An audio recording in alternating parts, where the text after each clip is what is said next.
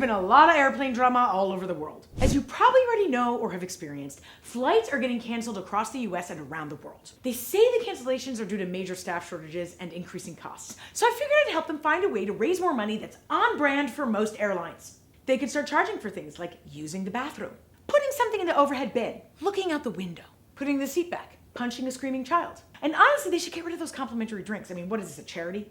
Instead, they should deliberately piss people off by refusing to give water and then fine people for yelling at the flight attendants. Your service is awful. That'll be $167, and if you don't pay, then I'm gonna eject you into the belly of this airplane, okay?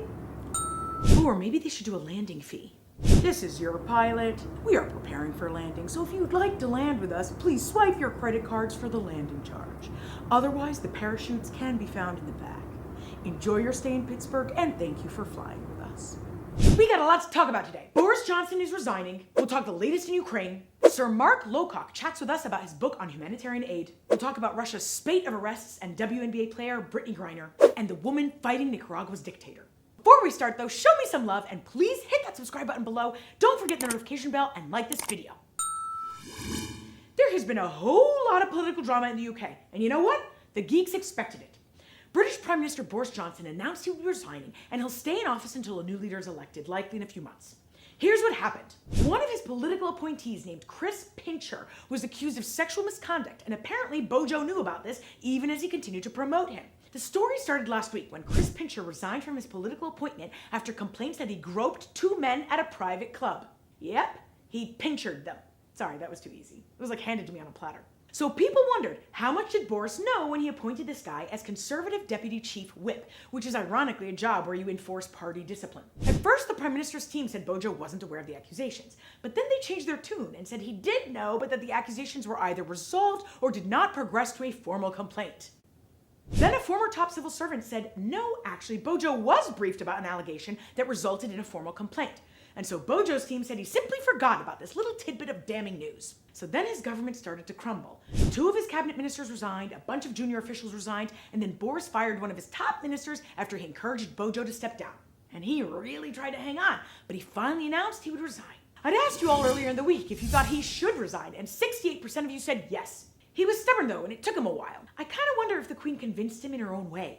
Like, I know she's not supposed to interfere, but we all know from The Crown that she has her subtle way of saying things without directly saying them. You know what I mean? Mr. Johnson, I understand you find yourself in a bit of a predicament. Your Majesty, I have no doubt I can continue governing. Yes, I understand why you might think that, but I do feel sometimes that nations are the most successful when brave leaders know when it's their time to go. Don't you agree? Oh yes, I am completely in agreement, and I will be sure to pass that on to the next chap who takes my place one day. I would love to see the Queen just let loose and speak with no filter. That would be a primetime Emmy right there. Boris needed to step down because he had lost the confidence of a lot of people and his own cabinet and party. And it's impossible to govern in those kind of circumstances, especially when you have major challenges like rising inflation and a war in your own backyard. Regardless of what you thought of Boris as a leader, stepping down demonstrates a healthy democracy and allows the country to keep moving forward. Boris, I'll miss impersonating you, and thank you for all the free content. But it's time to hang this wig up. Since last week's show, Russia has now totally solidified its control in the east after it took the last city in the Luhansk region that was still under Ukrainian control. Russia has completely destroyed it while thousands of civilians are in bomb shelters. A lot of the press is focusing on this area, but there are a lot of signs that Russia is not done with its plans for the rest of Ukraine. They've been attacking Odessa, which is a port city in the south, where they struck a residential building and also a resort. None of these, by the way, are military installations. It's just part of an effort to destroy the country and break the people. And this is an important point. As part of Russia's campaign in Ukraine, it is doing everything it can to erase Ukrainian culture and history, and also to prevent anyone from living a normal life. So they've targeted churches across the country, anywhere that holds Ukrainian art, performance halls, schools, shopping malls. This is a common war tactic by authoritarian governments. Meanwhile, Russia's foreign minister and chief thug Sergei Lavrov called on the world this week to protect international laws because the world is evolving in a complicated manner.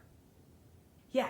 Complicated is the word that comes to mind. The G20 foreign ministers will meet this week in Bali, which is the world's 20 largest economies, so it's kind of like the B list after the G7. And US Secretary of State Tony Blinken said he will not meet with Sergei Lavrov, which makes sense to me too, unless Blinken plans on spitting on him. But it highlights an important thing, which is that although diplomatic negotiations are needed to end this war, doesn't look like it's on the agenda for anybody anytime soon. Humanitarian crises across the world are only growing, but I have a guest here who's still optimistic about the future. Sir Mark Lowcock was the former UN Undersecretary General for Humanitarian Affairs and Emergency Relief Coordinator, and he joined me to talk about the book he just published called Relief Chief, a manifesto for saving lives in dire times.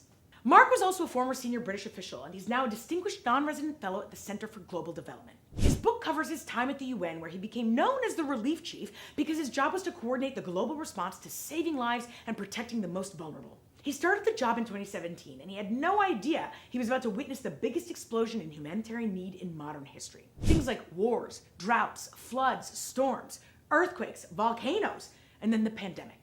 When he started, he jumped in the middle of humanitarian crises in Syria, Yemen, Sudan, and Western Africa.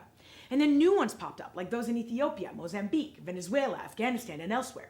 The more funds he raised to tackle these crises, the more crises would appear. With all this, you would think this would be a pretty depressing interview. And even though he warns that crises will only continue to get worse, he is hopeful that help is on the way. Hi, Mark, Sir Mark. Thank you so much for joining me on Oh My World and talk to us about your new book.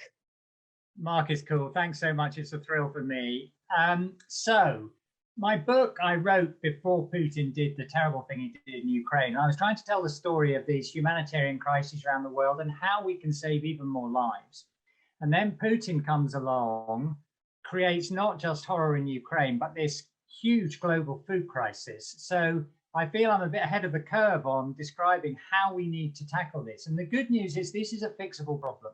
When I was growing up, a long time ago, these famines and food crises taking lives of millions of people were very common, and now they've almost disappeared, and we can get rid of them completely if we do a few basic things. Right now, what we need is to get more money to the aid agencies and food into these countries, which, because of Putin, have got millions of people starving to death. And then in the longer term, we need to tackle these conflicts, reduce the impact of climate change, and recognize that when we have things like a pandemic, it's these very poor countries who are worst affected.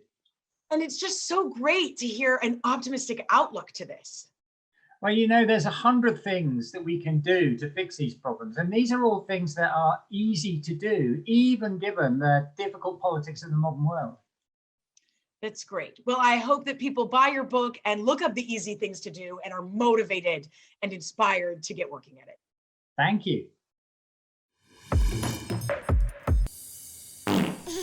Russia is further cracking down on its own people and also preparing bargaining chips for future diplomatic negotiations. At the beginning of the invasion, Russia targeted anyone who spoke out against the war, like Russian politicians Ilya Yashin and Karamurza, who remain imprisoned. But now Russia has upped the ante and has started to arrest notable people, not for saying anything critical, but for not saying anything at all. For example, they arrested an ailing physicist while he was suffering from cancer in the intensive care ward of a hospital. A few days later, he died while in custody, and his family had to pay to return his body back. They arrested ice hockey star Ivan Fedotov as he was leaving practice. These are just a few examples. Putin's regime is trying to instill fear among Russian citizens, but also he's warning them against any kind of behavior that seems Western or like it promotes Western ideals. The Russian government uses detainees to achieve a range of goals, which is also why they're going to hang on to WNBA star Brittany Griner. She was arrested right before the Ukraine invasion for possessing cannabis oil, which she just pleaded guilty to. She's now a political pawn the Russian government will use for something major in exchange.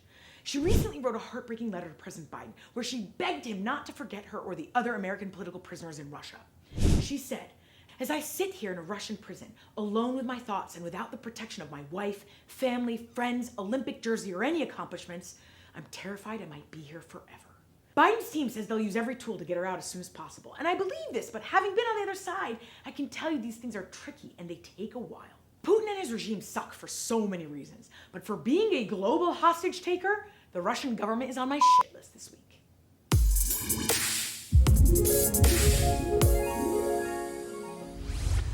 Berta Valle is a Nicaraguan journalist, human rights activist, and a very vocal critic of Daniel Ortega, who's the ruthless dictator of Nicaragua and one of the longest-serving non-royal rulers in the world.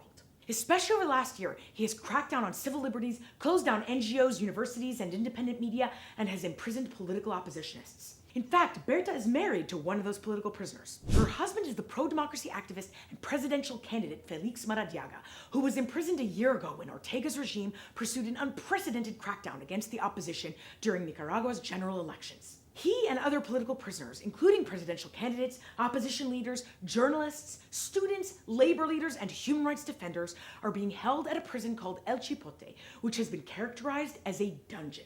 They had been subjected to prolonged incommunicado detention, gross due process violations, and torture. And they have all been sentenced to lengthy prison terms on politically motivated charges. So a few weeks ago, Berta's husband started a hunger strike to demand an end to the incommunicado detention. Given the horrific conditions he has endured, along with other political prisoners, his health is now in a fragile state. After her husband's arrest, Berta fought to coordinate defense teams supporting him, but Nicaragua's police accused her of being a traitor. They seem pretty afraid of her, and they should be.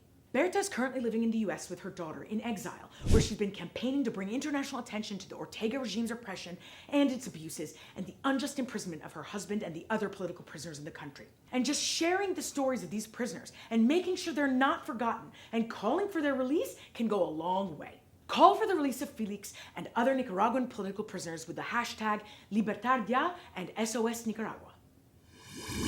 Thanks, Geeks! We covered a lot today. Thanks for sticking with us. Before you go, please like this video, click the subscribe button and the notification bell. And if you want me to talk about something, let me know over social media and I'll definitely give you a shout out. Stay fabulous, Geeks.